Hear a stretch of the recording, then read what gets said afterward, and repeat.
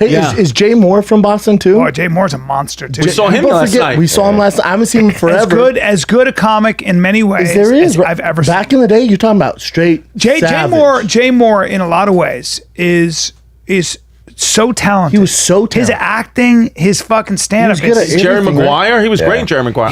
He's a beast. I used to open for him on the road. Oh, you did? When I first started, I used to open for Jay Moore and Artie Lange. Those are the two guys. Jesus Christ. Yeah, because how long ago was this? This was in 2011. Two of the funniest, Artie and Jay Moore, both of whom I know very well. Well, and are monsters. The way I started opening for Artie was I was at Caroline's. Caroline's in 2011, Louis Ferranda used to just book me to like open for everyone. So I was opening for Richard Lewis. And Richard Lewis, he's notorious for this. He will not sit in the green room in between shows. He just will not sit in the green room. Where's he go? Outside? Goes back to his hotel. That's what he does. He doesn't like the way, and he just shows up for game time. That's what he does. Whatever. He doesn't want to talk or small doesn't want to do anything. He has sold out 400 seats. I get it. Every night sold out. I literally have 10 minutes of material at most. 12 minutes stretching the fuck out of my set. No. I've been doing comedy for 18 months, but they're having me MC weekend shows because Lewis is like, see something, whatever. So I've been doing it, it's fine. Thursday night shows, fine. It was the same thing. They give me the light at 9 minutes. That means Richard's there. Bring up Richard, do your last joke. Richard Lewis. Fine. Friday night, Saturday night show's great. Saturday, 8 o'clock, fine. Everything good. Now, this is my 5th show. Saturday, 10 o'clock goes, and I fucking like clockwork. 9 minutes, I know I'm going to do my bullshit, whatever, newbie bit, closer, blah, blah, blah. Who cares? Bring up Richard Lewis. 9 minutes, I get there, no light. Ew. So I'm like, what's going on? And then a couple of minutes go by, I'm stretching it out, whatever. I see Lewis in the back going like this with his hand being like, keep going. What? Dude, I had 10 minutes, 12 if I fucking stretched it. 58 minutes. What? In front of 400 people. Let me tell you, Richard Lewis in the car service back to his hotel had gotten into a car accident, had hit a drunk driver. He was fine, had hit Richard Lewis. The police wouldn't let him leave until everything was assessed. So he had nowhere he couldn't leave. 58 minutes, dude. I asked every single person in the crowd where they were from. The only thing that I know every state capital. I was having people yell at a state, I would yell the capital. I was just, that's what I did for 400 people. But there's only 50 states, ran out of that. Then I had a guy come up and try 2 minutes of stand-up. He fucking blew me out of the water. Just came and started annihilating. So I got him off. Then I was asking people what they had for lunch. I mean, literally, I was like, you don't understand. Dude, that's an eternity. I had 12 minutes. I did 58 fucking minutes. That's the worst. It's like being in school with your clothes on. Dude, I swear to God, I bring up Richard Lewis. I'm like, finally I see light. I'm like, thank God I see him. He doesn't say anything. He goes, guys, give it up for David, my opener. I thought my name was David the whole time. I did 58 minutes, took a huge shit. Literally, I mean, people. Did you get paid extra or no? Not a fucking cent extra. Not a cent. I still have to pay $50. I still have to pay for my fucking cheeseburger half off. Jesus Christ. Yeah. And you got any road stories with Jay Moore and Artie? Well, that's why I brought that Richard Lewis thing up, because Artie Lange saw that. Artie Lange was one of the guys in the back, and I come on, because Artie's a comic. I come off, and Artie's like, dude, he goes, I knew exactly what was happening. He said, I was telling Lewis, I'll go up there. I'll save this kid. Oh, that'd been great. And Lewis was like, no, he's got to learn. He's got to learn. And I'm like, but 58 minutes? I had 12 fucking minutes.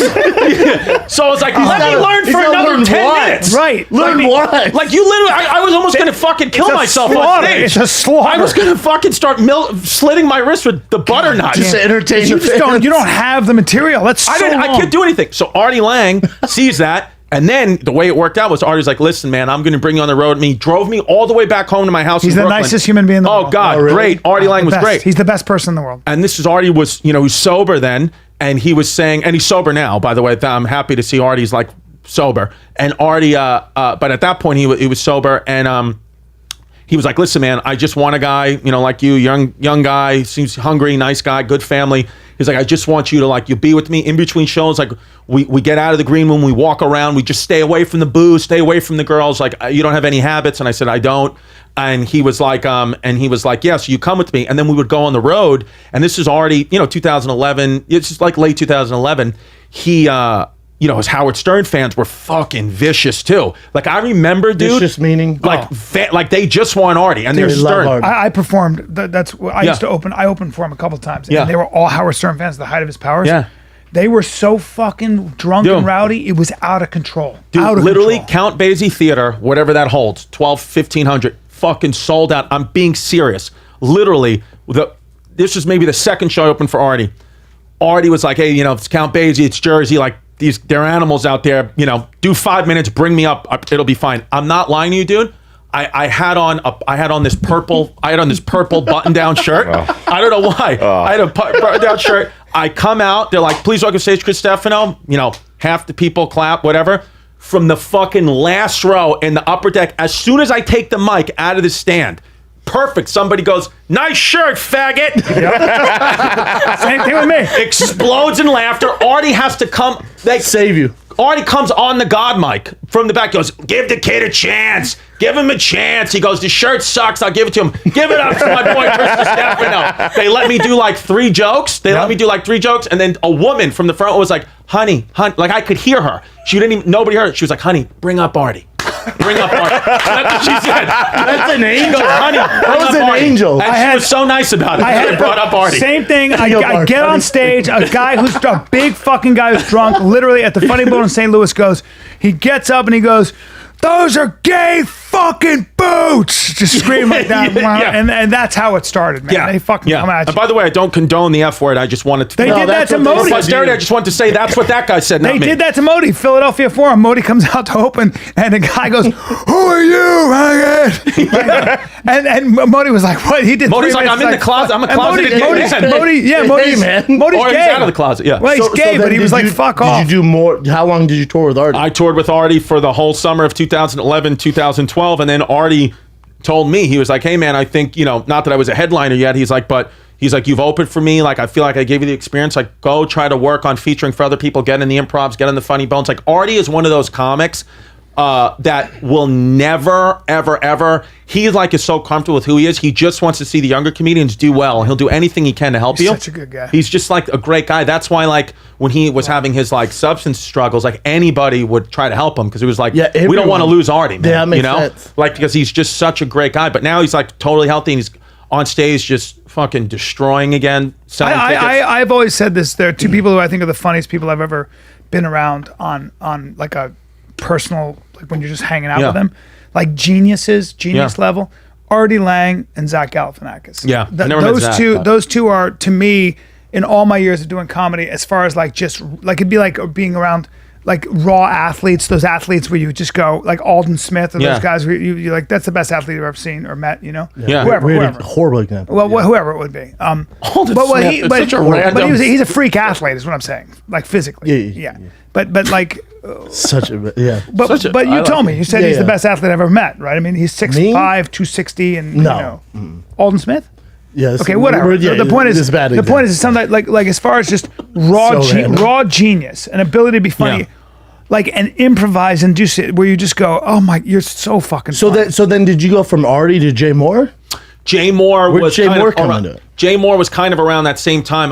2011. 2011, 2012 is when Jay we would open. I would open. Jay was great, but with Jay, it's like when you're in the green room with Jay, it's like he's always putting you in like wrestling moves. He's fucking teabagging you. Yeah, he tried wrestling me last night. Yeah, I've that's seen him in like 2 Tried to years. wrestle me too. So I Wrestle literally last would night. like sometimes I would come limping out onto stage because Jay like tweaked my back, just putting me in some fucking move, and I was like in pain. So I was like, hey man, like he would ask me for do certain dates. I was like, I just don't want to get beat up today, so I'm gonna pass. And then he wound up falling out. But I hadn't seen Jay in years before I saw him. He hasn't saw been him doing. yesterday. I feel like he hasn't been doing stand up. I think he's been doing heroin. No, he went through. I think he went through a divorce, which I kidding. think was tough on him. was tough on him. And then he's I'm the head kidding. wrestling coach at Palisades High. Yeah, He's the head wrestling coach. Palisades High. Jay Yeah. was a high school wrestler. Yeah. All right. Good. it was great to see Jay For him. again. He's the head wrestling coach. Yeah.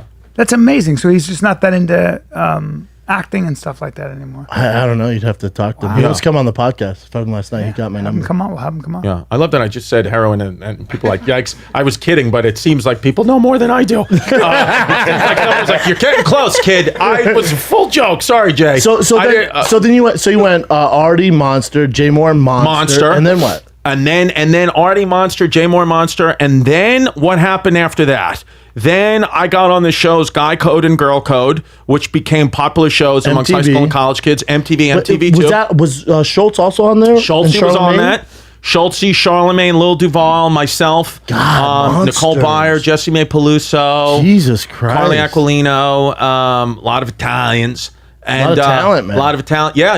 And then so we did that show, and that became really popular. And then I started, headlining on my own in about late 2014.